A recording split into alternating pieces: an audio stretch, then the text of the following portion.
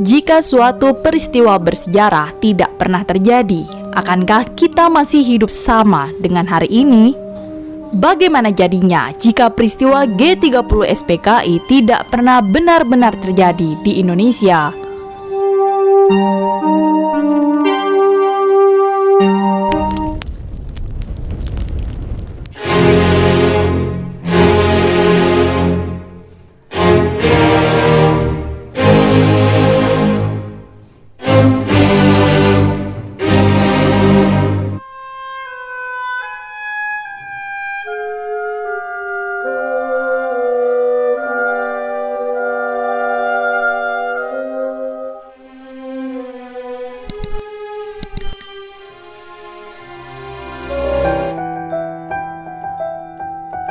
Jika G30 SPKI tidak pernah terjadi di Indonesia, mungkin tidak ada istilah G30 SPKI.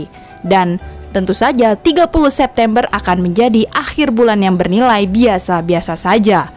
Jika saja pergolakan politik antara PKI dan TNI tidak pecah, maka bukan tidak mungkin Bung Karno akan menjabat sebagai presiden hingga akhir hayat, yaitu tahun 1970 sesuai ketetapan MPRS nomor 3 MPRS tahun 1963 tentang pengangkatan Insinyur Soekarno sebagai presiden seumur hidup. Ini juga berarti tidak ada Super Semar dan Soeharto belum tentu menjabat sebagai presiden kedua RI selama 32 tahun. Jika G30 SPKI tidak pernah terjadi, maka Partai Komunis Indonesia tidak akan dibubarkan begitu saja. Saat itu PKI sedang kuat-kuatnya, terutama usai menang pemilu 1955. Mereka pun memiliki posisi strategis di pemerintahan Soekarno dan memiliki simpatisan yang terbilang sangat banyak.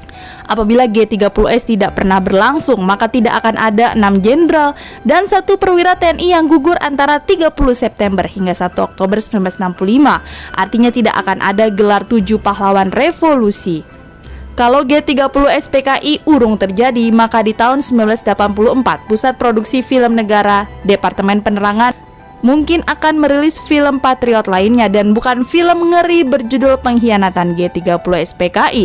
Ini juga berarti film berdurasi sekitar 4,5 jam tersebut tidak terus-terusan diputar tanggal 30 September selama bertahun-tahun. Jika G30S tidak pernah terjadi, maka hak hidup dan hak politik masyarakat tidak bakal terenggut.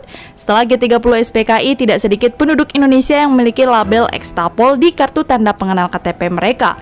Jika G30 SPKI tak pernah terjadi, naskah dan buku yang dituduh kiri tidak akan diberangus apalagi dibakar. Berlandaskan TAP MPRS tahun 1966, segala materi mengenai komunisme, marxisme, leninisme, dan segala yang dituduh terkoneksi dengan PKI dicekal mentah-mentah, bahkan hingga ranah pendidikan.